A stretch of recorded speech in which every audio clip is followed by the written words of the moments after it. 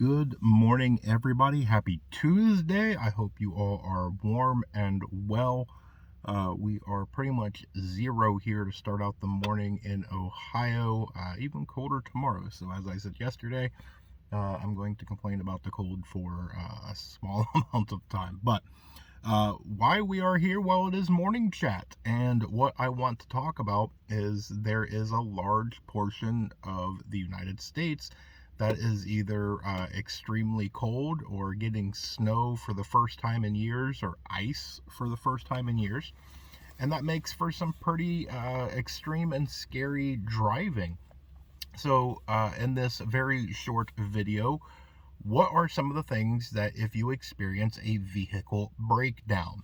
Now, we're going to cover a couple of quick scenarios, and the first one is going to be the ever popular flat tire. Now, out of all these scenarios, that's probably going to be the one that if you are going to have to pick a bad scenario, that's the one that I would definitely go with. One is because it has nothing to do with the operation of the vehicle, and so you can at least leave your vehicle on and keep warm. Obviously, put on your flashers, do what you can. If you are technically inclined and you are dressed for it, obviously you can change your own tire and get out of that situation. If not, you can put your four ways on and at least stay warm while help arrives. But in worst case scenario, yes, you will damage your car, but in life or death, you can still operate that car. Even if it's complete blowout, there is no rubber on that rim, you can still move that vehicle and at least try and get to a safer area if where you are at is definitely unsafe.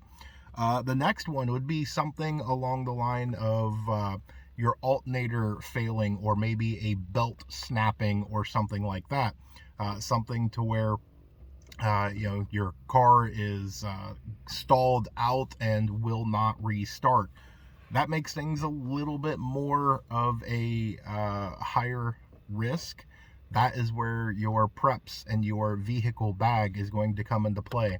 I know there's people that have office jobs, and so ladies, if you're mandatory to wear office attire, to where it's like a dress or a skirt, high heels, men in very kind of thin dress pants or dress shoes and things like that, you're not dressed for the cold. I know it's not feasible, but if it's possible, it's good to dress for the weather, leave early, get to work, and change if that's possible. If not, then you need to have the stuff in your car in case something like that was to happen. You need to have some sort of maybe overalls that you can quickly put on, change of shoes and things like that, blankets, gloves, hats, anything that you can do to keep warm.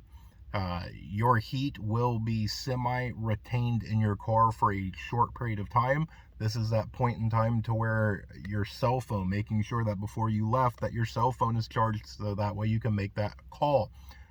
If you can, bad weather is probably the best time to take a majorly used road. Stay off the back roads if possible, so that way if you encounter a breakdown, you are more likely to have somebody that will come by and at least see you.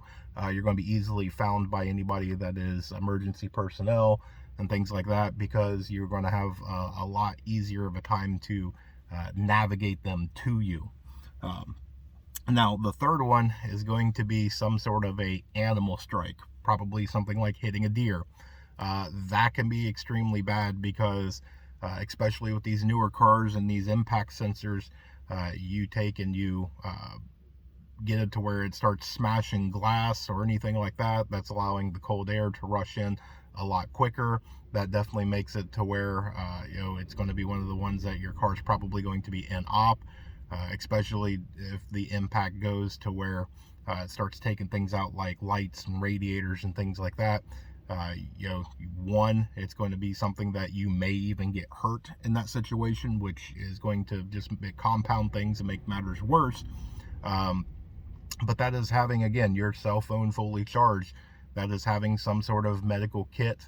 That is having things in your car to stay warm. That is having a cell phone charged and ready and in reach.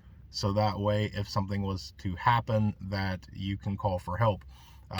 It's one of those ones, I get it, finances are different than everybody, but laying the phone in the passenger seat or different things like that is going to make it very difficult that if you're in an accident, that depending on what happens, maybe you were struck by a different vehicle, it's going to be difficult to start searching around in the dark for a small little cell phone. So try and make it to where it is easily acceptable or accessible. Man, English is hard this morning, but I know I can do a huge long video on this, but that's what I've got for you guys today. Just some little tips and things to think about.